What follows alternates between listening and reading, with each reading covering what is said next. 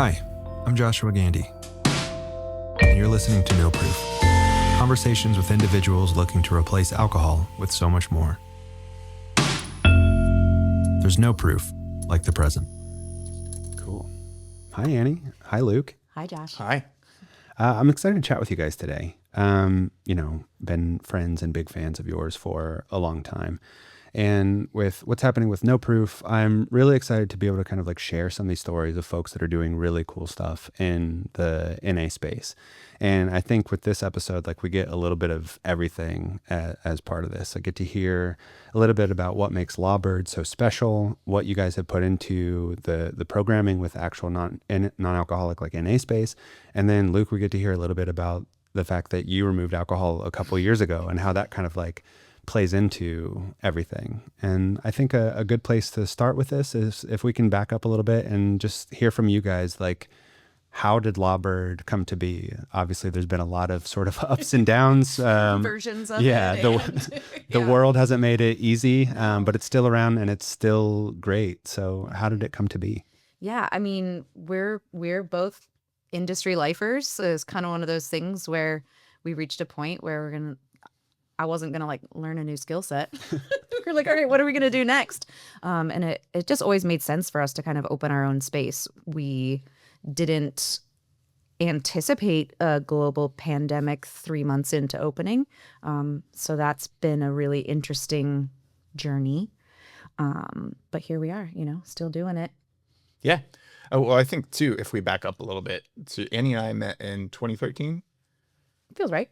She was managing a bar. I was actually selling wine at the time. And we just kind of instantly connected and started dating.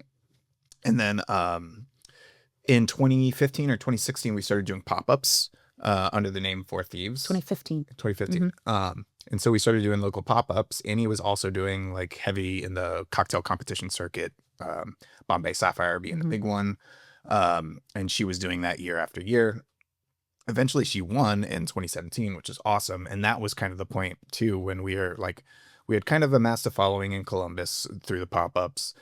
Annie won this big competition. It was kind of like, all right, the next move is just to make it happen and do our own thing. And so we kind of, we somehow convinced the bank to give us money. Yeah. This after the pandemic, there's no way that would have happened. We opened, November 7th of 2019. So 4 months before the pandemic really hit and shutdown hit too. So we've gone through lots of iterations, but, to get back to your original question too, what makes Lawbird special is like, Lawbird was we created that to be able to do the things that we had discovered we loved as we traveled. We got to travel a lot because of the cocktail competitions and meet lots of people and go to lots of great, amazing places and see what was happening well outside of Columbus.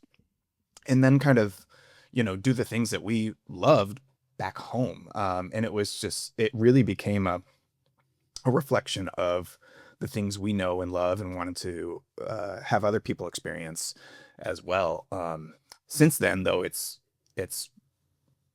become more than that with the staff and the staff involvement and things like that. And, we're a little over 6 years in, and I feel like finally really hitting our stride and cadence as far as like when we release new menus, how we do pop-ups, all those kind of things. It just takes a long time to get there, but it feels good now. Yeah.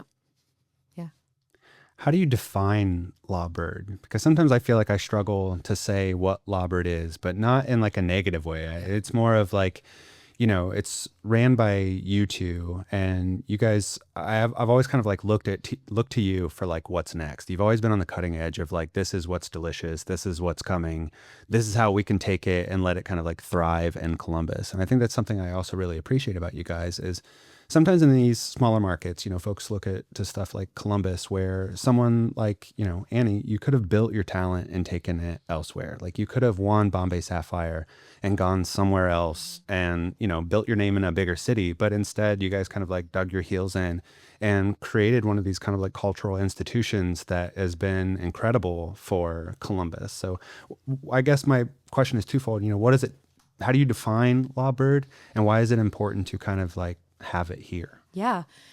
I think we define Lawbird initially as like such a reflection of the two of us. You know, we love the weird stuff, right? We're always going to have some sherry and vermouth and a Malort-based cocktail because we're going to do that. We define the space as sort of light, bright, and funky. We love when people tell us like, this does not feel like Columbus, or this doesn't feel like the Midwest, or, you know, anything like that. But at the end of the day, it's a space where our guests and our team come to have a really good time. And it's very important for us that it's both, like that our team is here enjoying their time, that they put in the work, that they're really engaged in an active part of our community. And, you know, we talk so much about hospitality and how it's that nexus of the interaction between the team member and the guest. And like, that's what we focus on so much. So making sure that like both parties are really engaged and excited and involved and getting something out of it. And that has become sort of, to me at least, like the one of the more behind the scenes definitions of Lawbird is kind of that like that hospitality interaction kind of experience. I think, you know, one of the things that Annie says all the time too is that we serve people, not cocktails. You know, I think that if you really dig into that, that really tells you a lot about Lawbird.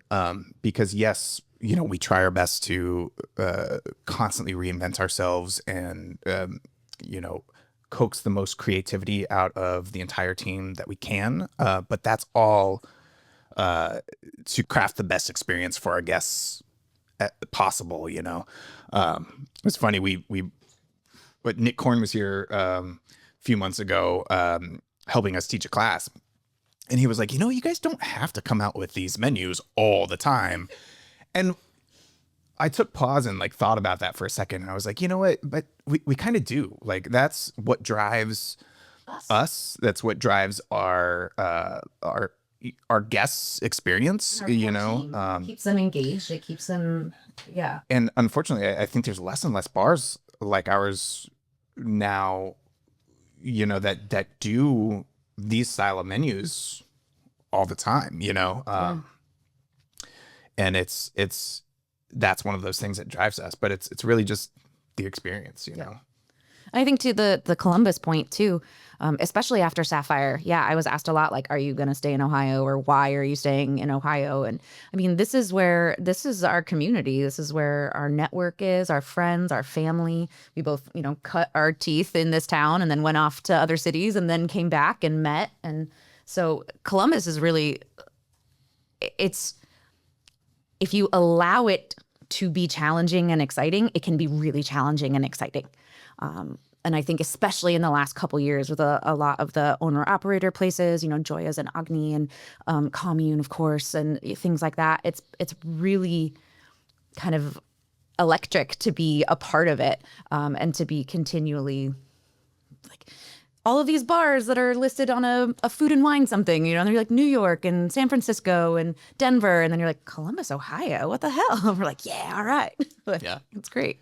Feels like a double-edged sword sometimes too, because this is our home and it's where we've chosen to really like do our business, but sometimes it can be kind of frustrating too, because it feels like we're, you know, pushing a boulder uphill that just is increasingly hard to, but I think there are there's a small core group of people who are really doing some fun things here, and it's fun to be a part of that, and to inspire other people to do it too, you know.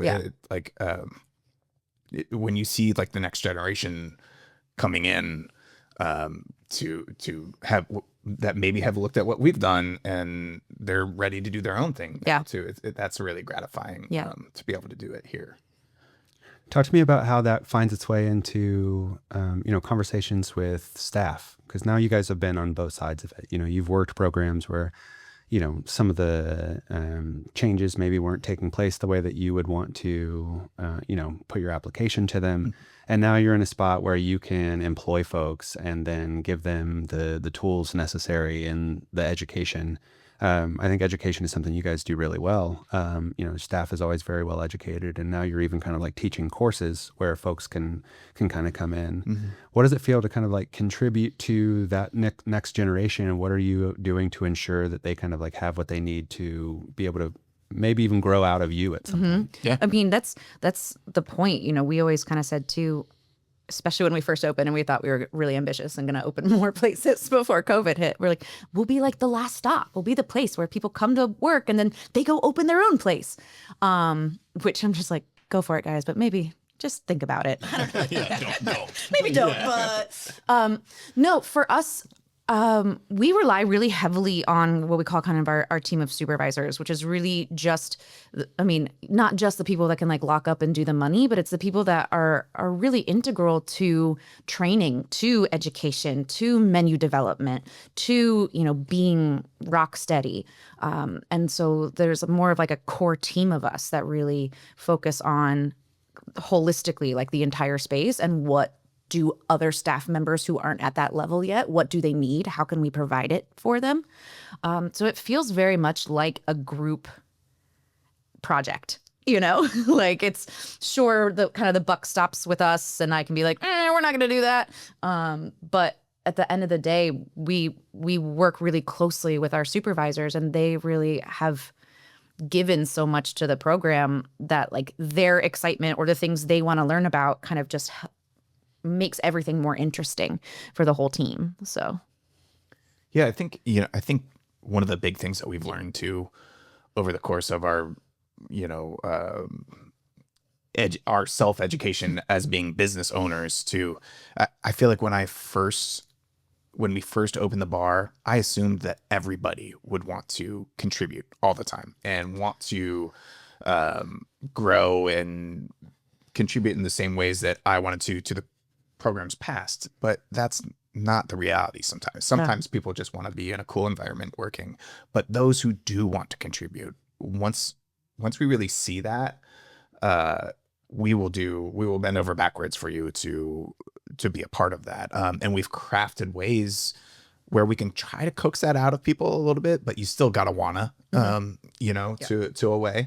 But over the couple of years, we've developed ways that we can coach people through developing a cocktail, how to do those kind of things. And we have started this kind of education series that's like it's a public facing thing, but originally it was created so we could do some classes with our staff. And so we try to do some education within the staff and kind of things like that. Mhm. But, oftentimes we tell people too, is like, there's other places you can go work and make way more money and just pull tap handles all night. You got to want to be here. You got to want to do this style The of style bartending. of service, yeah. And those who know that they want it, like we work really hard to try to provide the environment where they can learn kind of within. Yeah. But it took some time to kind of learn that about ourselves and about what to look for in people. You know what I mean? Mm-hmm. Yeah. How does Lawbird build a menu? Ooh, this is fun. It's very much a group situation. One of the things that kind of Luke does beforehand is Luke will sort of put the sandbox together. Like, okay, here's our theme, or here's our sort of genre that we're going to focus on and kind of build these parameters and maybe pull some visual references and things like that. This menu, our flavor alchemy menu, was definitely different because this was very much Max and Emily's kind of brainchild, which was so exciting to really have them be pushing it forward. But we sort of come up with a theme. We noodle on themes for a while. We'll kind of divide and conquer either styles of cocktails or like serves. So if we want something really fizzy, we know that. We know we're always going to have a Ramos riff, right? We know we're always going to we got to have your margarita something, sure. And then we kind of bring ideas to the table, again, mostly within our supervisors, but even if they're not a supervisor, they're totally welcome to pitch anything. And then we just start playing. Like Luke designed this sheet that is basically like a cell sheet You have to be like, cool, it falls into this category, frothy, amaro, weird, whatever. These are my talking points for it. You know, when we develop cocktails, we focus much more on the set of flavors in the drink than, is this a Negroni riff? Is this a gin-based cocktail? We're focused far more on the flavor experience, and then we figure out how to layer in those flavors with tools like spirits and modifiers and things like that. So we focus kind of really high level all the way down into the sort of minutia, and then we send it our dumb ideas to Tess, and she makes it look beautiful. Yeah. Yeah, I think there's a couple different. It's like Annie said, we start with a theme, kind of create the sandbox, start playing in it. There's like some ideas are really low hanging fruit, and will come to people right away, and we try to develop those as far as we can, and then we look for balance too. We'll at some point we'll step back and say, all right, we've got 9 tall and long drinks on the menu. That's not going to work. We need some certain boozy. There's no lemon. It's all lime. Yeah. And so we'll step back sometimes and just kind of say, hey, how do we bring balance to this menu? How do we start to fill in these holes within the theme, and kind of work within that too? So this was a really fun one to work on, because the idea was based on a coffee tasting wheel. And we wanted, this was a little different for us just because we decided not to list any base spirits or any spirits on the menu at all. And it's just all geared towards the flavor combinations that speak to you. But when we were getting ready for this, we needed kind of a sandbox to play in. And so since it was a coffee tasting wheel, our internal theme, this wasn't ever supposed to be like anybody coming out, like our guests to really know this, but a lot of the flavor profiles are inspired by origins of coffee producing countries and their cuisines and things like that. So that was our internal kind of ethos for the flavors behind this. But oftentimes that's what we'll do for a certain menu. Some are, you know, a little bit like the Scandinavian menu, obviously. That was Scandinavian. A lot of akavit. Yeah. A lot of akavit. Things like that. Yeah. But yeah, it's fun. I always think, you know, if you ever give, or I'm sure you guys give designers briefs all the time, you always get a much better product back if you create the boundaries for them to play within. So it's the same thing kind of with the staff. Because if it's just freeform, it's too much for people. They can go too many different ways and that's kind of thing. So it's a bit of our process and how we do those. Yeah. Luke does kind of the big picture stuff, and then I'll work with each of our team members who have a cocktail. I'll work with them individually, you know, so they have to have that pitch sheet basically ready. And then we talk through, what is your vision for the drink? Yeah, I'm a really like tangible sort of 3D kind of person. So like, how does the drink feel in your hand? What's the glassware? What's the ice? You know, think about all of those things before we even touch bottles, because I want to know basically the vibe of this entire cocktail so that we can make sure it all works together, because it's such a multisensory experience, you know, the eyeballs and the Instagram and the aromatics and then the taste and then, you know, the cost and sort of all of those things. So I work with all of them, you know, one-on-one to really dial in drinks, and also to kind of learn editing, which is hard. Editing and balance, you know, we always joke, we're like, Coco Chanel that shit, like take 2 things out of there. Do you really need both of those things that are both adding sweetness, you know? So really challenging them to not always less is more, but to not rely on more is more, which is definitely a learning curve for, you know, younger, newer bartenders. I mean, we all made those drinks that had 95 ingredients, and I mean, like, you know, you don't need a quarter ounce of 8 things. Everything needs chartreuse in it, you know. I don't know. Yeah. I don't know. So you guys touched on some pretty cool stuff here. And I would say that like when I stopped drinking, the way that I approach cocktails changed. It's more in the arena that you're providing now, where originally I was like bottle first. What can I build beyond this? Like what flavors am I pulling from this, and how can I create it into something? And when I removed alcohol, I wasn't really thinking about alcohol at all. I was like, I still want a good cocktail. How can I progress this and make it without booze? Like it kind of like removed like a crutch that I didn't realize that I had in place. How does non-alcoholic cocktails fit into this menu, and what does conversation with staff sound like around that? Because when it comes to having NA offerings, like that's also part of this balance, and there's more folks than ever coming in that want that. How does NA come into the mix and conversation of this menu? Yeah, for our menus, it's actually really great. I mean, the current menu we have 14 cocktails, and I believe 6 of them we can make NA. We try to hit for that kind of 30 to 50%. And because we build the cocktails based around flavors first, not necessarily based around base spirits, we're 9 times out of 10, we're generating the drinks that can logically already be made NA. So one of my favorite drinks from our MoMA menu was like this Andy Warhol soup can. The main flavor component of that drink was quite literally Campbell's tomato soup and Giffard Orgeat 50-50. I'm like, well, there's no booze in that. Like inherently the thing that brings the flavor and the attitude, this can make a really great non-alcoholic cocktail. And that's usually our ethos. They kind of write themselves. You know, we have a really cool pickled grape, like Pisco 50-50 on the menu right now. So we use the pickled grape brine because that's obviously also non-alcoholic. We can use some lovely NA vermouths, and we can use some gin, and we can still make an exciting and balanced and dynamic NA cocktail because the base of it is something that we're already generating. And that's a huge thing too. Like keep production like as streamlined as possible because it's a lot. And it sounds like it's already part of the conversation as well. Like if part of that figuring out what's going into the menu is the conversation around how do we talk about this cocktail, that's something that I see sometimes fall a little bit flat with a staff is like when it comes to the NA cocktail, they have nothing to say other than we have it. Right. We've got this thing. There's not much behind it. Yeah. I mean, again, to bring it back to, you know, what Annie always says is like, we serve people, not cocktails.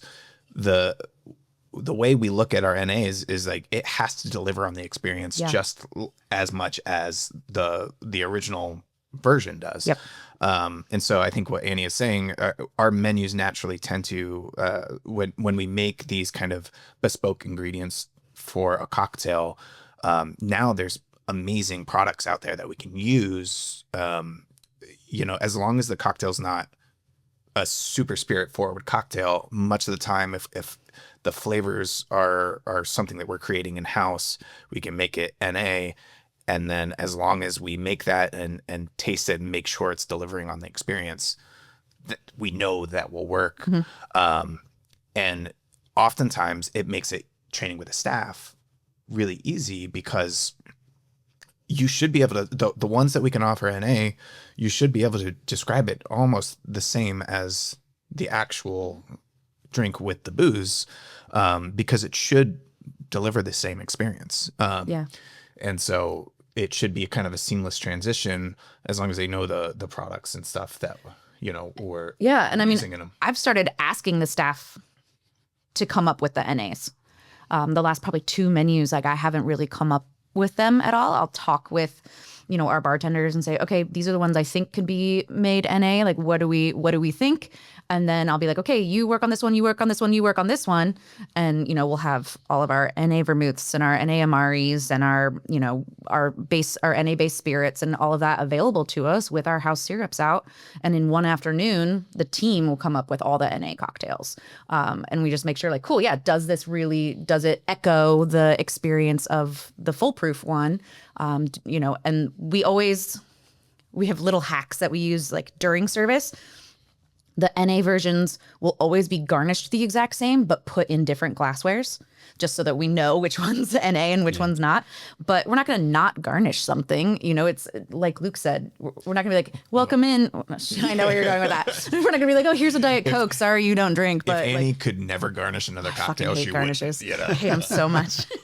I have to beg her to try to garnish stuff. Yeah. But anyway, so we try really hard to make it the entire experience. And that was something that was super important for us from the rip. We both have members of our family who don't drink. And we don't want them to have any less of an experience. And I don't actually care why someone doesn't drink. I don't want them to have any less of an experience. I think we do the whole shebang pretty great. And I love that we're able to say like, yeah, here's one of the coolest menus we've ever done. Almost 50% of it can be made NA. Like, that's wild. Luke, did you look at the bar differently when you removed alcohol? When it's coming from that sort of like experiential standpoint, did it make you kind of like reevaluate how someone who maybe doesn't drink or doesn't want to drink tonight would be made to feel in the bar? That was always something that we, even before, from the bar's creation, from that onset, again, like we were always kind of focused on that experience. And so having good NA options has always been forefront for us. I think I appreciated it even more now, looking at it as like that, now that I don't drink, that I could still meet people there and know that I can have a great experience with them. It's really hard to have a good experience in your own bar, because like you just You're like, why isn't that table best? Like, what's going on with these lights? But theoretically, if I could, if you sat outside, it definitely, I really appreciate, other bars like that. I'll know if they're putting in the effort for that NA experience now. I feel like I can identify it in other places, and I really, really appreciate it. And so, yeah, I don't think it changed monumentally because it was always something that we were thinking about, but I'm way more in tune to like new products and stuff coming out now. And get really excited about it because it means as more and more products hit the market that we can get our hands on, the better the experience can be for everybody who comes to our doors. Yeah. And that's exciting too. Yeah. How do you make selections on what comes into the bar? It'll be 9 years this year that I haven't drank. And when I first stopped, like it was O'Doul's or nothing. Yeah. And now like within like the past like 3 years, like the options that have been made available are insane. Like I'm lucky. I'm fortunate in that like I never really craved alcohol, but I craved exactly what you guys offer, which is experience. I hate being omitted for like shots. There's still something that I can like shoot. Like I love a Boilermaker. I like Pathfinder Red Bull. I still like being a piece of shit. I don't. I still drink. I just don't drink alcohol. Yeah. And like if you don't let me do that in your space, like your space isn't fun. Yeah. Yeah. Well, I mean, even like we'll do team snacks, and if Luke's around, we'll always make him an NA one of whatever it is. Yeah, either it's Pathfinder or it's the NA Lucano or whatever. I rely on some of our distributors, people who like get it. If they're like, hey, I think you'll actually like this, I'm like, cool, I will try it. I feel like the last probably 2 to 3 years, 2 years, really with the Martini and Rossi, Floreal and Vibrante, and the NA Lucano and the Pathfinder, like vermouths and Amari are things we rely on heavily in the Lawbird cocktail program anyway. So to have access to non-alcoholic versions of them, our program like stepped it up even more, I think. Probably right around the Galactic Disco menu, maybe, is really when I felt like a lot of those products were out and we could do some, like the caliber of our NAs really went through the roof. Yeah, I mean, as far as making decisions to bring stuff in, if it's something that we truly enjoy and can use in cocktails either as substitutes or on their own, we bring it in. We're constantly looking for the new things. I feel like it's tough because we kind of have to do a little bit of that homework more so than the regular products that are out there, but it's getting easier. And I think more and more reps are getting in tune to those kind of things. I would love to be like, stop bringing me NA RTDs. I don't need those. Yeah. It's not a thing we need at Lawbird. Thanks. Yeah. It's been interesting even kind of watching the shift through the lens of Lawbird itself, because I remember like coming in the early days and it was the application of technique that you guys had. So it was like over extraction of tea to be able to have like, floral, but also bitter notes to things. And now with those availabilities of, vermouth and Amari to you, like it makes it that much easier. But then also you guys can focus on where the technique comes in versus what product you get to use in it. And what sort of maybe like out of the box techniques are you applying to NA that makes your program different from just, syrup and soda? We always, well, not always, but we try to do an NA milk punch just because, like, we always have a milk punch on every menu. I'm a sucker for them. I love them. I'll spend, 12 hours watching something strain so that I can serve it in 2 seconds, like the balance of it all. So I think just focusing on the balance and the end result of the drink itself. And that's whether there's booze in it or not. Technique wise, like, we're always going to try really crazy new things. And so if it happens to be, if the flavor combinations or the syrup or we have a chicha morada on this one, if that lends itself already to being NA, then we're like, oh, perfect, great. Now we can just create that version too. We haven't done a ton.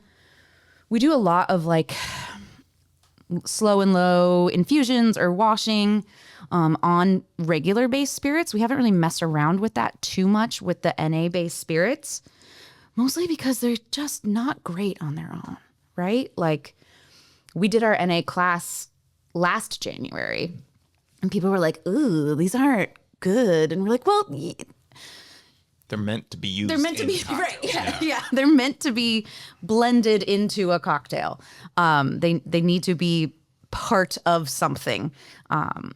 And so that is always, we're always way more focused on the end result, especially when it comes to NAs, because Yeah, it can be difficult. And I think it takes, if someone's coming into the bar and they're looking to try something that's non-alcoholic and they're like, they used to drink or they still drink sometimes, like, that language can be difficult when you see things like alternative, because in your mind you think this is like 1-to-1. So Right. this is going to taste like gin or this is going to taste like tequila. Right. But that is just not the case. And I mean, especially for bartenders and, bartenders that used to drink, like, it was my goal and job to find the best of something. Mm-hmm. And then when I'm delivered like a literal diluted version of it, like, it's really tough to be excited about it. And I had to like totally rewire the way that I thought about this stuff. I was like, this is not an alternative to gin. Right. Exactly. But this is an alternative to the way that gin plays. So gin loves floral, gin loves citrus. So like, that's the application that Sure. I needed to like have that shift in my mind, or I was always going to have like a really kind of like shitty outlook on it. Yeah. I mean, we have our classics list, and at least 30% of those have a little asterisk next to it saying, can be made NA. And I remember I had a conversation with a lady. She was like, yeah, I just want an NA martini. And I was like, ooh, no. How low's your bar? Yeah. Like, I don't love saying no off the rip, but that's not how these play, Or someone would be like, yeah, can I get an NA old fashioned? I'm like, really hard no. Like, absolutely not, because that's not going to be enjoyable. Yeah. But kind of, like you said, explaining that it's not necessarily a 1-to-1, but it's more about the experience than the actual, I needed a Manhattan, Yeah, I feel like we haven't done any crazy techniques lately, but there's some stuff I've been excited to try in the book that Nick just worked on. They use vegetable glycerin in some of their NAs to add a little bit of body, and I thought that was absolutely like. Yeah, we got like 64 ounces of it. Well, I know. Well, I bought it because one of my personal goals is we started doing our house like faux truces, and so we buy Genepi flowers by the case, and we kind of do a chartreuse-esque infusion.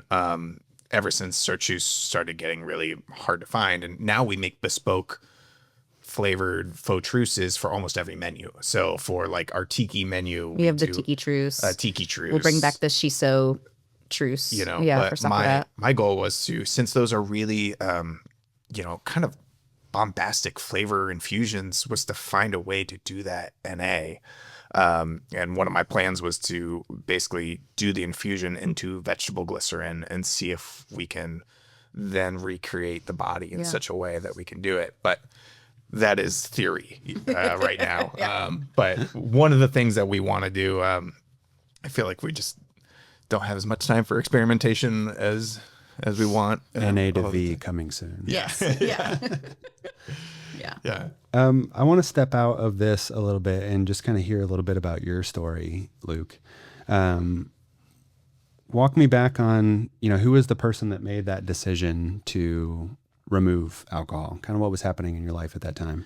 Yeah, I mean, I don't know. I think obviously, like we said at the beginning, like we've been industry lifers, and so obviously um, that comes with a certain, or can come with a certain lifestyle for a long time, and that's getting off work and going out for more drinks and all those kind of things. I feel like I was just approaching a place where I was outgrowing that a little bit. And I was probably lying to myself for a few years because I had maybe outgrown it a while ago, just personally. And yeah, I just, it became one particularly bad night. I decided I was going to take a So break for a bad. little while. And then when I revisited it, it just didn't feel right anymore. But that felt okay at that point. I was just like, I don't need this anymore. And I just kind of got to a point where it wasn't serving me. It wasn't doing the things that maybe it had originally for me. And it just felt right to give it up. And it's weird as a bar owner, but for some reason, it just felt right as well. And it's odd. I feel like I talk to a lot of different bar owners who actually give up alcohol as well. But yeah, it just, again, like it is for a lot of people. I think it was just a personal decision that was a right fit for me. And yeah. Yeah, I mean, socially, you had already removed yourself Yeah. from the party, as it were. So, luckily, we're at a point where we're not closing down the bar anymore and things like that. So, lifestyle changes, and then sort of aligning with, no need to have 3-day hangovers if you don't have to. Yeah. Yeah. Yeah, when you're living that kind of Groundhog Day lifestyle, it's really easy to just kind of keep doing it, and you're not really ever thinking about it. My story started with removing it for a month. Yeah. And I had done that before. And at the end of the month, I'd pat myself on the back and I'd pop a High Life and I'd go right back to it. But it was, part of it might be age. It was a new outlook on life. But like I actually took inventory of how I felt after that first month. Mm-hmm. And, I even kind of like stopped with the intention of it being something that I would get back to. But I just never got back to it. Yeah. And now it seems like ridiculous if I were to start again. But also being in that place, you can pretty easily say, oh, I'm never drinking again. And then a day later, the opportunity, provides itself. Yeah. But what were you saying or what were you feeling that made it easier to just say, I'm not doing it again? I don't, it's hard to put like my exact finger on it. It felt right at the time. And part of that is like, it now feels easier than ever because of like some of my favorite products are available NA now. I can get NA Lucano, and there's a ton of really great NA beer. And so that transition was really easy because I feel like when you get in the habit of something like having a beer at the end of the day at home, like do I need to do that? No. Do I actually enjoy? I do actually enjoy the flavor of beer. So having an NA version was great. And it just, I don't know. It just felt natural for me. It just felt like the right thing to do, the right fit. I was feeling better. I was feeling clear headed. I could focus on, the things that I want to do. I'm always coming up with the next project I want to work on or anything like that. And I didn't have that holding me back anymore, so it just, all in all, it just like, it felt right. It felt natural for me. Like it just felt like a good fit. And I don't know why that time it felt like that versus other times I'd maybe taken a break or something in the past, but it just did, Just paying attention a little bit more. Yeah, I think so. Yeah. It's kind of rare that I get to have this follow up because, the partner's never in on this conversation, but I'm interested to hear from you, Annie. Like, how did it sound when Luke decided that he wanted to stop drinking, and what did he look like? Yeah. How did you get to see it change from your perspective? Yeah, I mean, it made sense. Like, we would be stuck at work, so we would be drinking, you know? He got debilitating hangovers. He would get 3-day hangovers. He would be absolutely miserable. The night in question, we both got turned up. We hurt ourselves. That was not cute. And so when he was like, I'm done, I was like, I should be too, but I won't be. But you also, you started working out a bunch. You really started prioritizing time and space for yourself, which was really remarkable to see. And that kind of, there was just like a whole new like lightness and whole new sort of set of like outlook to you, which was really great. And in no way did I feel like, well, great, now everything at work is going to be on me. You know, like we have always sort of tag teamed development. I've always been like, hey, I think this is 85% of the way there. Taste it, work with me on it. You know, and you still are that kind of collaborative partner. And, you know, I still want you to taste things to make sure that it's where I think it is. So in like the work dynamic, it hasn't changed at all. You just seem lighter. Yeah. Yeah. Annie, what do you love about yourself? What do I love about myself? I don't know. I really, really like that we've created like this opportunity to share it with more people. Like hospitality is my love language. Like if I could just be a hostess for the rest of my life, I absolutely would be. So being able to share something and like engage people with it and see their kind of emotional attachment and reactions to it. So being able to make something like that is pretty great. Same question. What do I love about myself? Mm-hmm.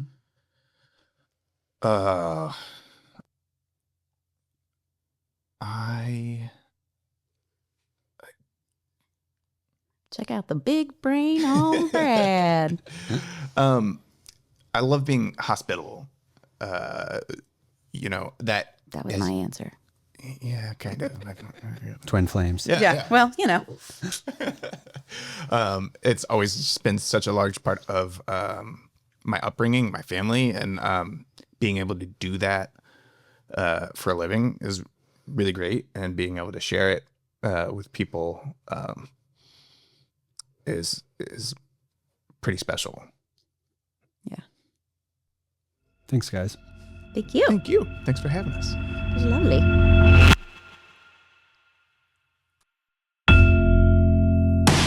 That's No Proof. Thanks for listening.